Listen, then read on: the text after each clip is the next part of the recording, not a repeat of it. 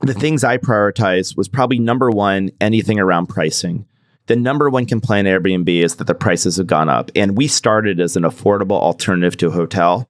And Airbnbs had become over time less affordable. And I think we just that in itself was a potentially zero interest rate kind of phenomenon. And so that was the number one. It was like pricing transparency.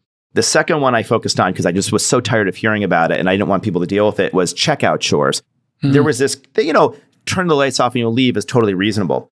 To strip the bed and put the sheets in the laundry is not reasonable. You're on vacation, and especially if you paid a cleaning fee.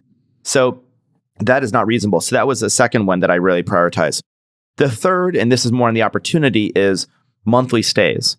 That's a growing part of our business. People think of us as a travel company, but 20% of our business is now housing.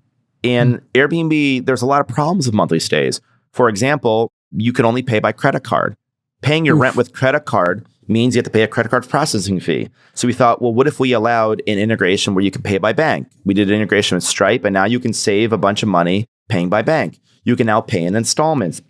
We now lower the fees. We now have this really cool little dial. We now have really cool pricing discount tools so hosts can be encouraged to charge less, and we'll promote the very best listings. So these are maybe some of the ones that I was probably most passionate about. Anything around pricing, anything around chores, anything around really expanding the definition of Airbnb.